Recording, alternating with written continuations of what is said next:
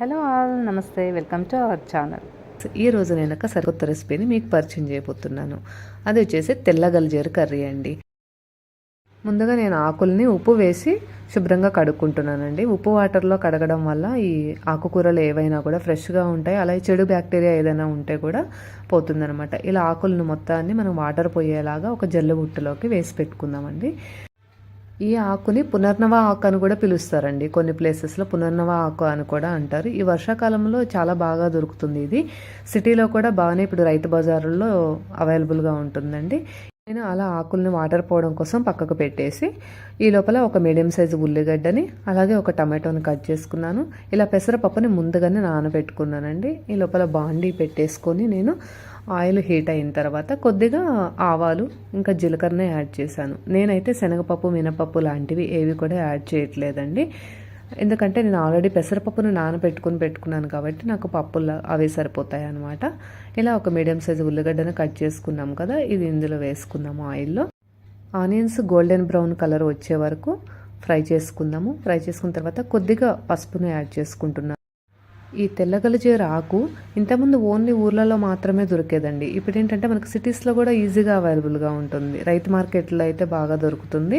నాకైతే రైతు మార్కెట్లో దొరికిందండి. అయితే తెల్లగలిజేరు ఆకు రక్తాన్ని శుద్ధి చేస్తుంది. అలాగే మూత్రపిండాల సమస్యలు ఉన్నా పోతాయి. ఆర్థరైటిస్ ఉంటుంది కదా, వాళ్ళకైతే ఇంకా బాగా పనిచేస్తుందండి. వాపులు అవి తగ్గుతాయి అన్నమాట. ఇప్పుడు టమాటోను కూడా యాడ్ చేశాను. అయితే టమాటో యాడ్ చేయడం వల్ల దాని ఫ్లేవర్తో మనకి ఆకుకూర స్మెల్ అనేది రాకుండా ఉంటుంది. కొంతమంది పిల్లలు ఏంటంటే ఆకుకూరలు అస్సలు లైక్ చేయరు. అలా లైక్ చేయని పిల్లలకి ఈ కర్రీని ఒక్కసారి కనుక మనం అలవాటు చేసామంటే మిగతా అన్ని ఆకుకూరలను కూడా ఈజీగా తినేస్తారు. దీంతో పాటుగా నేను పెసరపప్పును కూడా యాడ్ చేస్తున్నాను కాబట్టి మనకి పప్పులో ఎలా అయితే ఆకుకూరలు వేస్తే తినగలుగుతారో పిల్లలు, అలా ఈజీగా ప్రిపేర్ చేస్తున్నానండి. ఇలా పెసరపప్పు వేసుకున్న తర్వాత నేను కొద్దిగా అల్లం వెల్లుల్లి పేస్టును కూడా యాడ్ చేస్తున్నాను. అయితే అల్లం వెల్లుల్లిని కొద్దిగా పచ్చివాసన పోయే వరకు అటు ఇటు కలుపుకొని మనం నెక్స్ట్ ఆకుని యాడ్ చేసుకోవడమే అండి. మీరు కనుక నా ఛానల్ని ఫస్ట్ టైం చూస్తున్నట్లయితే ప్లీజ్ సబ్స్క్రైబ్ చేసుకోండి. మీ సపోర్ట్ నాకు చాలా అవసరము. అలాగే లైక్ చేయండి.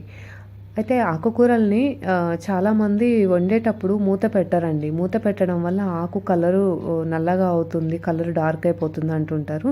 కానీ నేనైతే ఎక్కడ విటమిన్స్ పోతాయో అని మూత పెట్టే చేస్తానండి. అంటే అది ఎంతవరకు కరెక్టో నాకైతే తెలియదు. నేనైతే మూత పెడతానండి. అలాగే ఆకు కొంచెం మగ్గిన తర్వాత ఇలా కారము ఉప్పు యాడ్ చేసుకున్న తర్వాత కలిపి ఒక 2 మినిట్స్ తర్వాత స్టవ్ ఆఫ్ చేద్దామండి. వేడి వేడి అన్నంలో ఈ తెల్లగలిజేరు కర్రీ పెట్టుకొని తింటే టేస్ట్ చాలా బాగుంటుంది. మరి ఇంకెందుకు ఆలస్యం, మీరు కూడా ట్రై చేసి అవుట్పుట్ ఎలా వచ్చిందో నాకు కామెంట్ రూపంలో కామెంట్ చేయండి. అలానే మరిన్ని నోటిఫికేషన్స్ కోసం బెల్ ఐకాన్ని క్లిక్ చేయండి. Thank you everyone.